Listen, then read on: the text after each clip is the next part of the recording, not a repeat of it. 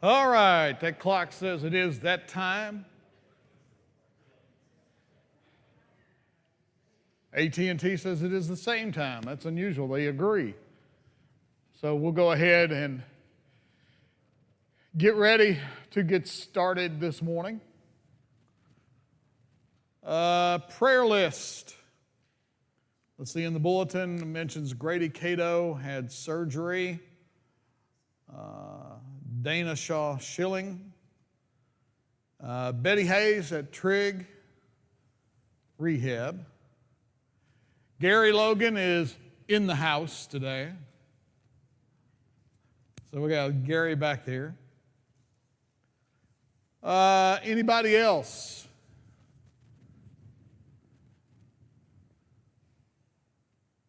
Everybody quiet this morning.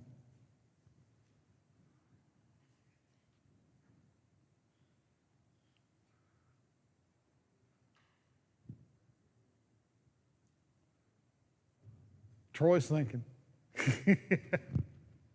If you would, keep me on your list this week. Having a little evaluation done just to make sure on something. But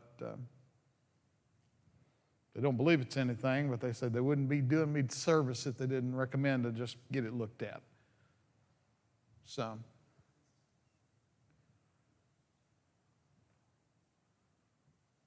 Anybody else?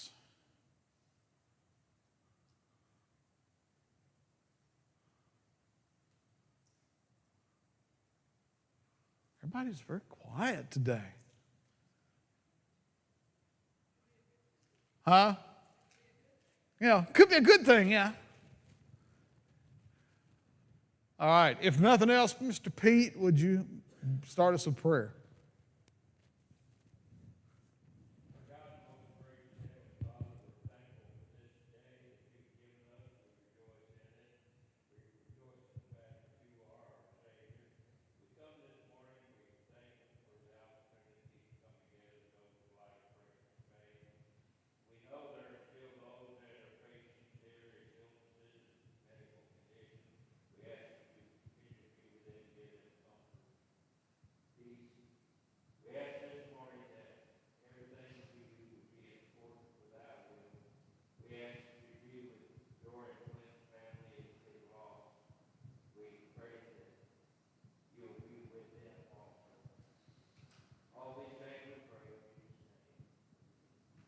Thank you, sir. All righty. We have been looking at the three-letter word why. We've covered some topics about why I believe in God, why I believe the Bible is the Word of God, why I believe in Jesus, and last week we talked about why I believe in the resurrection. This week we're going to get in, and not that we haven't got into some deeper theological thoughts and topic, but this one is one that will really get into some deep stuff when you look at it and you think about it, and when we try to answer it and when we try to study this particular why. And this one would be, why is there suffering and evil if there is a good and loving God? And I think when we have to encounter those in the world around us and they come to us with this question, I think we need more than a just 'cause answer or just is answer. Because there are a lot of people around us who are going to earnestly come to us and ask us this question. Okay, if you worship a God that's good and loving, why is this? And I mean, we've all seen instances, and not necessarily just far away. Marshall County High School, school shooting. You know, sometimes we see the school shootings in the news and things like that, and we think, oh, that's far away. But think about it. We've had two within a little over an hour from here. Marshall County and Heath. Why? You know, why does that happen? Why is that allowed to happen? Sometimes it even happens on a bigger, grander scale. A guy goes to a hotel in Las Vegas with a massive gun and opens fire at people who are attending a concert. More than 50 people die. Why? Could God have just grabbed that guy or done something to that guy or stopped that elevator or done something, jammed that gun? Could God have stopped that from happening? December 10th, 2021. We're all pretty familiar with it around here, but it happens other dates, other places. But a tornado goes in Kentucky from crossing the river into Mayfield through Dawson Springs into Muhlenberg County. People die. People who survive lose everything. The little community of Dawson Springs almost gets completely wiped off the map. Why? Why is it allowed? What's Eastern Kentucky, the other end of the state? Rains come down through the mountains and flood out that whole area. People who didn't have a lot lose everything. There were a lot of people who lost their lives. Why? 9/11, we all remember that. Thousands died. Why? Oh, whoa. That went way on through.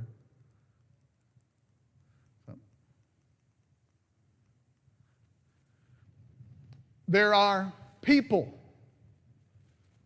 who are beaten, who are abused.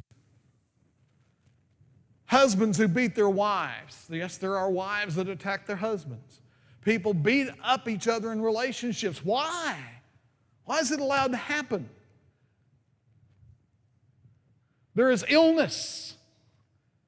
People get sick. People get viruses. People die from diseases and other it happens.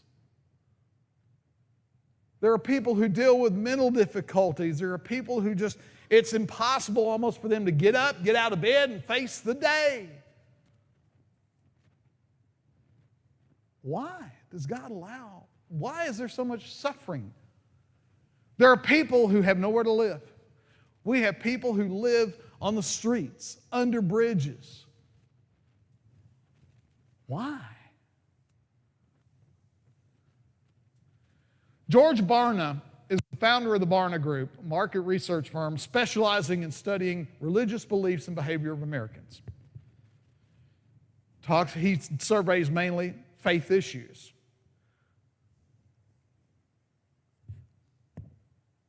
And it's going to jump up about 3 places in a minute. He once did a survey and asked if you could ask God one question and you knew that God would give you the answer. What question would you ask? Think about it in a minute. If you had the chance to ask God one question and you knew that God would give you the answer, what would you ask Him?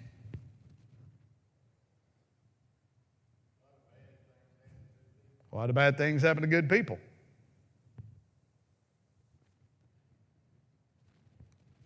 Overwhelmingly, the questions were things like, why would you allow so much evil, suffering, and pain here on this earth? Why is there so much bad? Why do bad things happen to good people? Why do bad things happen? Why do little children get sick and die? There are lots of things that you would want to ask Him, but overwhelmingly, those people surveyed came back to, why is this allowed to happen? Well, it's a question that's not uncommon through history. You look at Judges 6:13, Gideon said, if the Lord is with us, why has all this happened? The psalmist in 10:1 says, why, O Lord, do you stand far away? Why do you hide yourself in times of trouble? Or Habakkuk 1:2, how long, Lord, must I call for help, but you do not listen? A question that has been asked by man long through history. Why, God? Why? Have you ever had something come along in your life that you've looked at God and said, why? Why? And I think if we're all honest and if we're all forthright, we'll say, yeah. We've all been in that situation where we've looked up at God and said, why? You know, I've related to you guys before that in the year 2007, we lost my niece and my grandfather in the same year.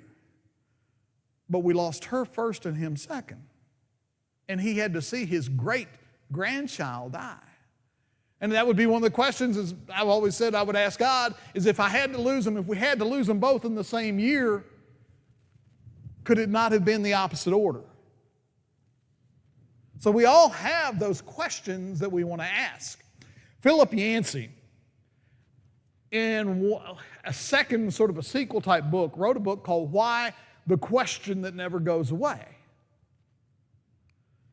And he said there's a question that's much harder to answer than the title of his first book, which is Where is God When It Hurts? And that is, where is no God when it hurts? And what he's trying to point out here is that atheists will tell people that the universe is just random chance and there's no meaning or purpose behind any of it. Well, think about the fact that there is, well, if that's the case, there is no hope, there is no comfort.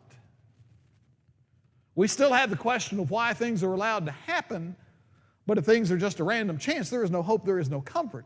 At least with God, we still have the question, but there's hope of comfort, and there's hope.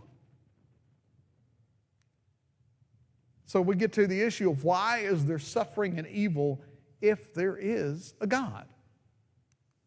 So, when tragedy strikes or bad things happen, we as humans generally want to know why God didn't stop it. Got a question for you. Jerry, I told you we were going to get some theological issues. In the case of a tragedy that occurs, could God have stopped it? Think about it a minute. Could he have stopped it? All-knowing, all-powerful God, the answer has to be yes.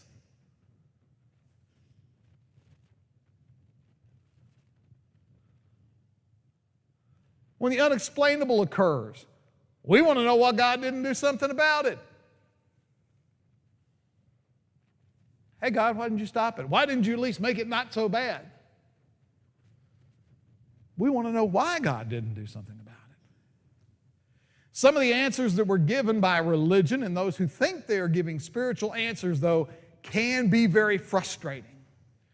You ever heard someone try to give an answer, maybe with good intention at heart, to someone who's going through suffering and pain, and it's just not the right words? Like, God never gives you more than you can handle. Ever heard anybody say that? Well, actually, if you look at Scripture, it doesn't say that. And you can actually look at a place where Paul says that's not the case. 2 Corinthians 1, 8 through 9 says, we do not want you to be uninformed, brothers and sisters, about the troubles we experienced in the province of Asia. We were under great pressure. What's it say?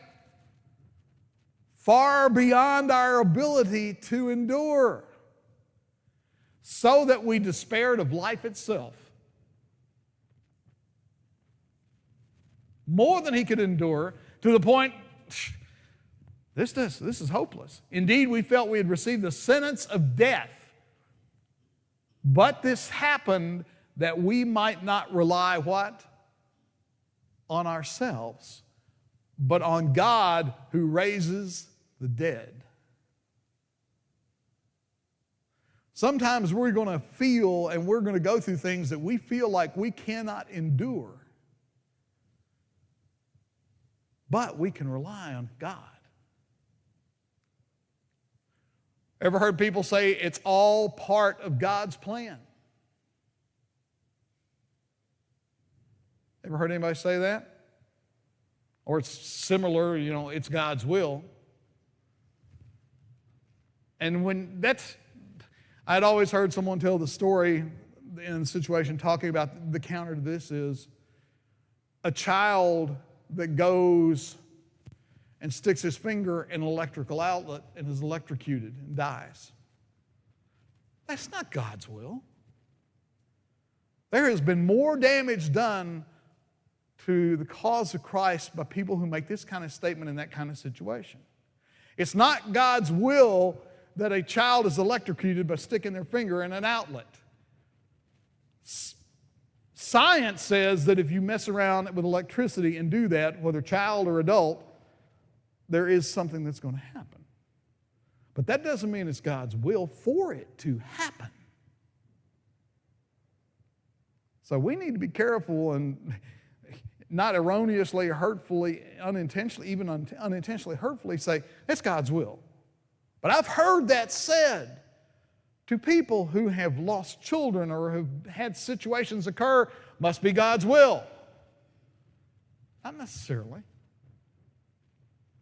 This statement can sound dismissive and impersonal, especially when used in response to a tragedy or injustice. It can imply that God orchestrated the suffering, which can feel cold and uncaring. Yep, God did that to you. Yeah.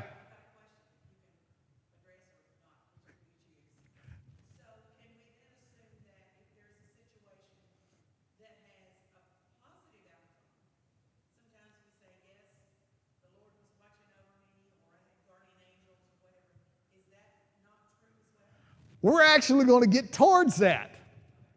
But the answer can be yes and no both in that case. I believe there are instances where God blesses people and makes things happen. I think there are also instances where people are fortunate. And we're going to look at that a little bit later about time and place sometimes is a factor in what happens to us. A more powerful or more helpful approach is to acknowledge the pain that someone's going through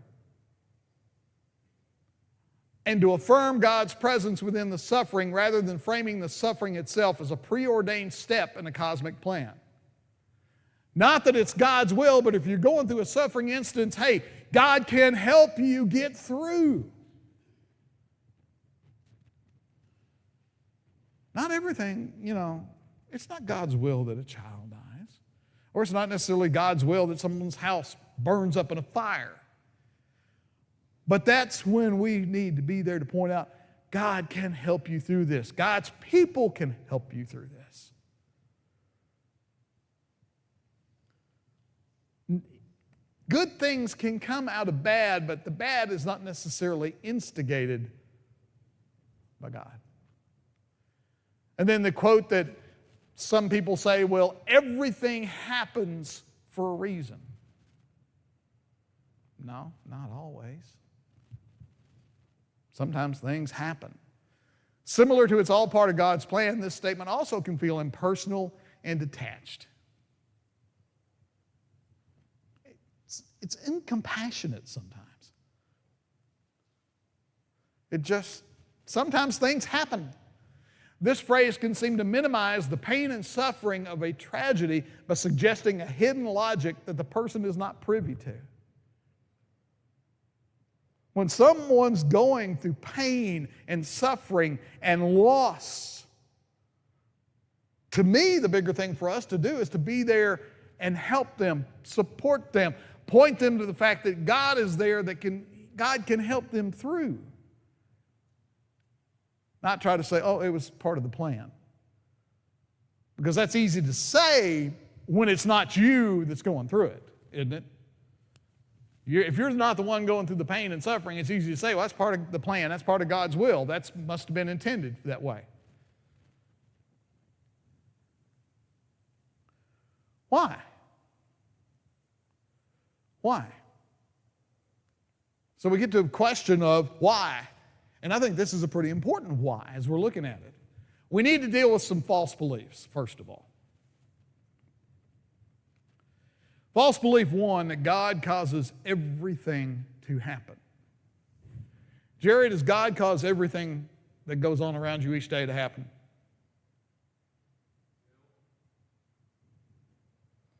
There are people who say God makes everything happen. Is God in control? Yes. But if I walk up and smack Jerry upside the face,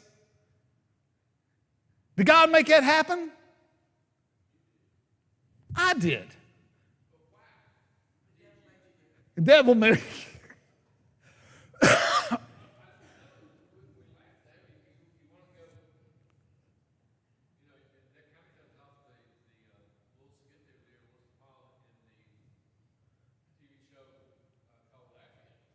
Yeah.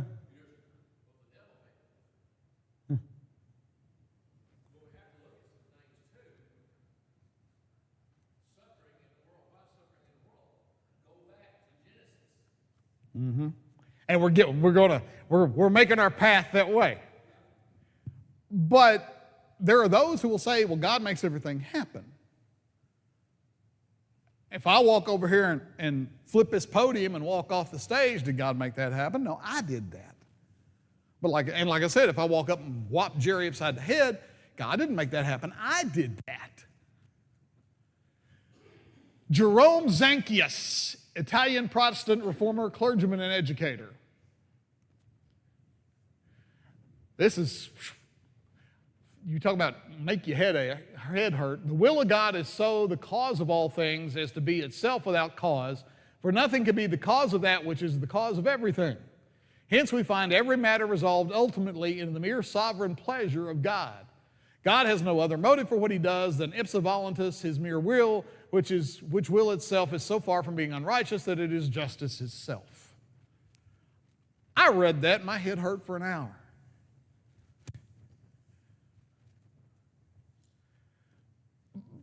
But, yeah. It is my personal belief that God is man's scapegoat for his sinful nature. See? Yeah. He goes on, God, who is altogether holy and can do no wrong, sovereignly decrees evil things to take place for his own good purposes, noting Isaiah 45:7, just because he had decreed it, his action is right. What they're saying is God does, that outlook and that theology says that God does everything, and he's got his, God's up there doing every bit of it.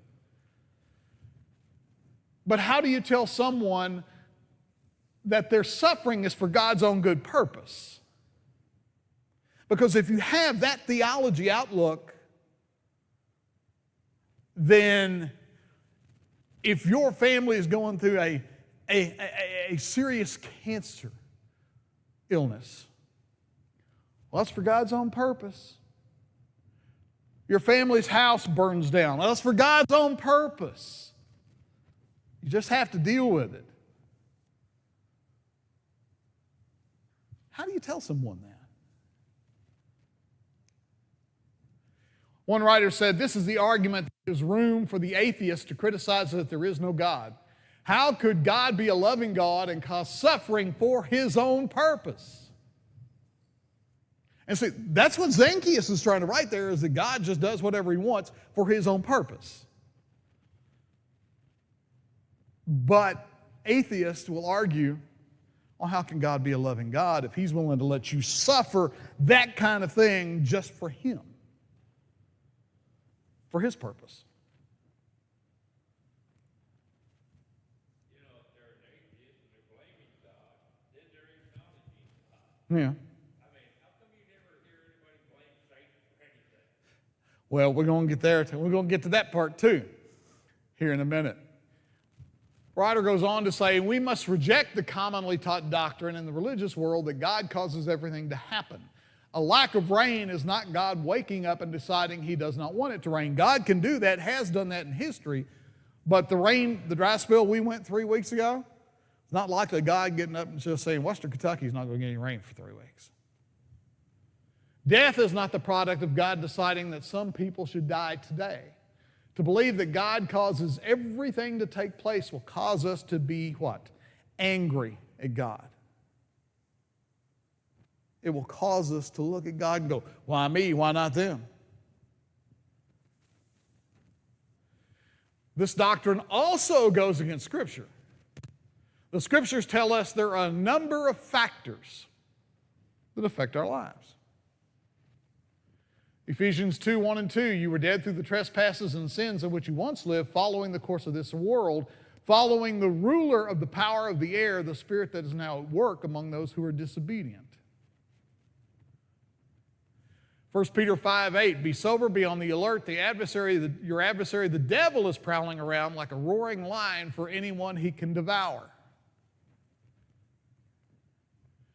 Ephesians 6:11-13, put on the full armor of God so you can stand against the tactics of the devil, for our battle is not against flesh and blood, but against the rulers, against the authorities, against the world powers of this darkness, against the spiritual forces of evil in the heavens. This is why you must take up the full armor of God so that you may be able to resist in the evil day, and having prepared everything to take your stand. Does the devil cause bad things to happen? Yes. Do some of the bad things that occur in our lives, could they possibly be assigned to what the devil's working on? And I think the answer has to be yes. I think that some of the bad things we see going on in the world around us that are just pure evil, the devil has his hand in it. When someone goes to a school in Chicago, barricades two doors so that people can't get out during chapel service time, and then opens fire through a window, the devil's involved in that. That's not God causing that to happen. The devil is involved in that. And I think we try to tamp down on the power and the influence of the devil, which I think is a dangerous thing to do. But I think we have to acknowledge that some of the bad things that go on around us are instigated by what Scripture tells us to be on the lookout for the devil, looking to devour. Yes, ma'am.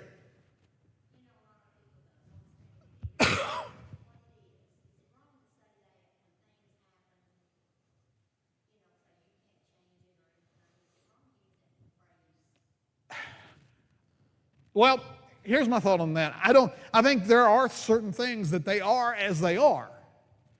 I don't think that necessarily means that we need to accept it and not try to do something about it. But there are just things that they are. Until the Lord comes back, there's going to be evil that happens in this world. When man elected to not go with God's will in the garden, that opened the door. That opened the door.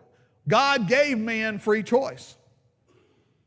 Man had the right to choose to follow God, or man had the right to choose to follow his own thing, and evil entered the path. And still today, man has the free will to choose to do what's right, or man can choose what's wrong. And sometimes things happen. False belief number 2 is that everything happens for a reason. And it's not. Sometimes things just happen.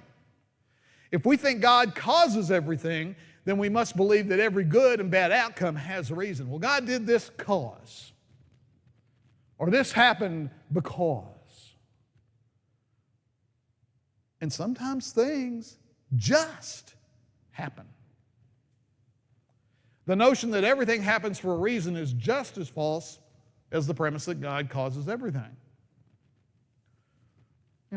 People being homeless in the street, it happens. Doesn't necessarily have a reason, but it happens. Divorces, families split. Sometimes there's no logic to it. Sometimes it happens. Fires. I think we've all could probably identify somebody that lost their home due to a fire. And sometimes just by law of nature, something happens. A wire shorts out. A spark comes off a fireplace. Sometimes it just happens. Someone crashes a car, they got distracted. Sometimes somebody pulls out in front of them, they swerve, lose control, they hit the tree. It happens. Sometimes there's just no reason. And then, how many of you have ever waited to win the Publishers Clearinghouse?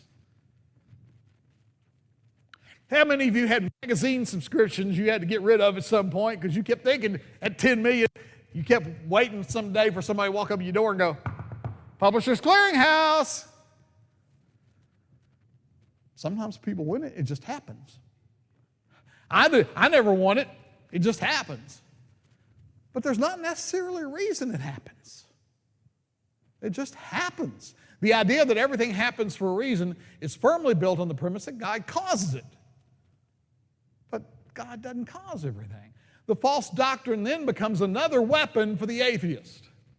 If everything happens for a reason, how do we explain, like the tornado on December 10th, 2021? What was the reason it happened? Anybody got a reason? People lost their lives, people lost their homes. There are places you can drive through and you still see the damage. Sometimes things happen. Nature just happens. Sometimes we can't explain it.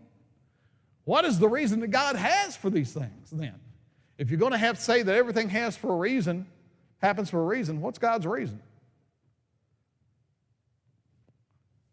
The outlook also forces us to defend God about things indefensible. If everything happens for a reason, how do you justify a school shooting? Like Newtown, Connecticut. Someone walks in, shoots up 26 kids and a teacher. Okay, what's the reason? How do you defend God? What's the cause? What's the reason? What's the justification for that happening? Sometimes there is no reason other than the fact that someone's just has issues.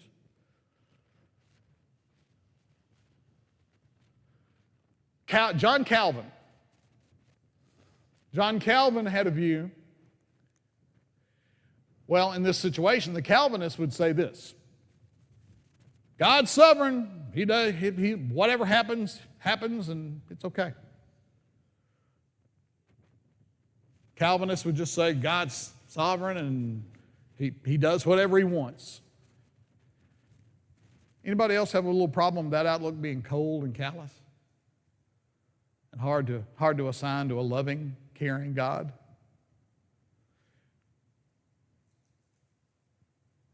How would a God who's loving do these things if you believe that he's just doing everything and does what he wants? 1 John 4, 8 and 9, whoever does not love does not know God because what? God is love. This is how God showed his love among us. He sent his one and only Son into the world that we might live through him. Hard to reconcile a God that directly is involved in a school shooting with a God who is willing to send his Son to die for us. That doesn't balance on the scales. Psalm 86:15, but you, Lord, are a compassionate and gracious God, slow to anger, abounding in love and faithfulness. I don't think God causes a school shooting to happen. I think God is there afterwards so that we can get through it. God didn't whap that tornado through western Kentucky, but God was there afterwards, and the people that supported those people who had needs, and God's there for love, compassion after those incidents. Jerry?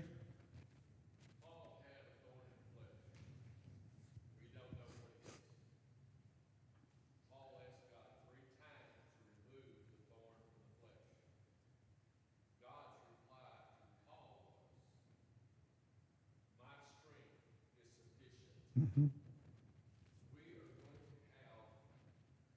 We're going to have something. Yeah. It's going to happen. We don't like it. I bet the world. In reference to what happened in your family in 2012 on April the 14th, which was Saturday, which happens to be my birthday. Judy's mom passed away. On Monday, April the 16th, my dad passed away. It's not so much a matter of why. It's a matter of God helping you through it. Yeah.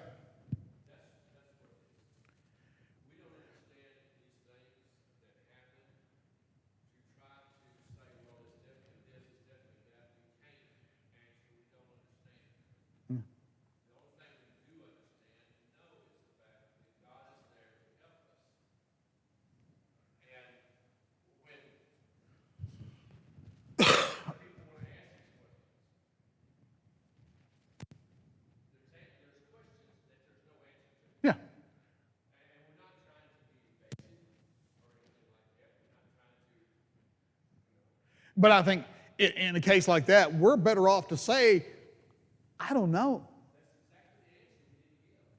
I don't know, but God can be there to help you through. I think where people have gotten in trouble is God's will. No, it's not. Or God had a reason for doing it, or God was directly involved in it. Not necessarily the case. Not since Eve said, oh, okay, and then handed it over to Adam. Yeah. No.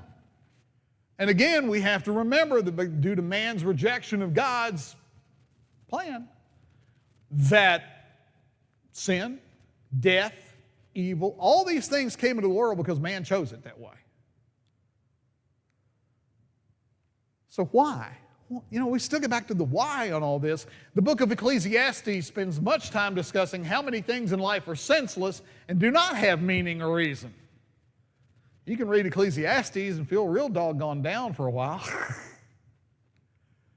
Again, I saw that under the sun the race is not to the swift, nor the battle to the strong, nor bread to the wise, nor riches to the intelligent, nor favor to those with knowledge, but time and chance happen to them all. Time and chance. And that is sometimes what happens. Chance. We need to come to the realization, understanding that there are going to be things, as Jerry was talking about, there are going to be things in this life that don't make sense. One, because we got human finite minds. But there are going to be things in this life that do not make sense. And that's where our faith gets us through. But there's going to be things that we don't understand. We also need to come to the realization and understanding that there are things that happen without reason. Things happen. Time and chance are factors in this world that bring about many causes and effects. Being in the right place at the right time or the wrong place at the wrong time. Ecclesiastes also tells us there's such a thing as being in the wrong place at the wrong time or being in the right place at the right time. Any of you ever come up on a car wreck that just happened? Any of you ever come up on a car wreck that just happened and thought, if I'd have been here 30 seconds earlier, that might have been me? Or I was reading a story about a man who had lost his wife and daughter in a wreck, and he thought, if they'd have left the house 60 seconds later, they're not in the wreck. Or if they left the house 60 seconds earlier, they wouldn't have been in the wreck. Sometimes time and chance just happen.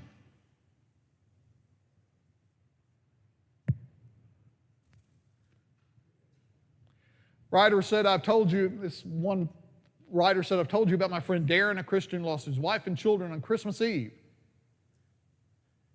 Could blame God, could blame Satan, but there's another possible factor, time and chance. If his wife leaves her parents' home 2 minutes earlier or 2 minutes later, the accident likely never occurs. You've probably seen the same thing with an accident. You come up on it earlier or later, it affected you. Causes for suffering. We're running out of time quickly. What about our own choices? Do the choices we make sometimes put us in suffering situations? You can ask a lot of people that would give you big old yes on that. We won't read it now because we're running tight on time, but if you get a chance, read Proverbs 1, 24 through 33 and see more about that. If we commit evil acts, we should expect to reap the consequences. Sometimes the things we do are going to put us in the situations we find ourselves in. And, Galatians 6:7 says, do not be deceived, God is not mocked, for whatever one sows, that he also will reap. Sometimes the things that happen, sometimes the suffering we find ourselves in, if we honestly look at it, we will have put ourselves in that situation. Some things to remember. The Bible teaches that suffering was not part of God's original perfect creation. Things were pretty good at the beginning, weren't they? God's walking around, he's hanging out with Adam and Eve. Everything's perfect. But then man makes a wrong moral choice. When Adam and Eve chose to disobey God, bad things came into the world. The world was no longer in its original perfect state. But think of this, by voluntarily experiencing the worst of human suffering through sending Jesus, God demonstrates his compassion and empathy. This proves he's not distant from us. Suffering, we need to remember this too. Suffering is temporary. Because one of these days, what's going to happen? Suffering is going to be gone. One of these days, pain is going to be gone.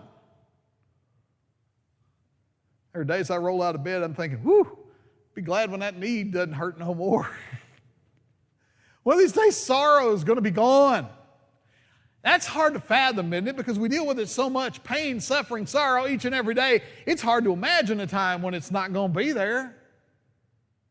But that's what the Word says. Romans 8:18, for I reckon the sufferings of this present time are not worthy to be compared with the glory which shall be revealed in us. Revelation 21:4, and God shall wipe away all tears from their eyes, no more death, nor sorrow, nor crying, no more pain, they'll all be gone. So how are we to endure the pain and suffering of this life?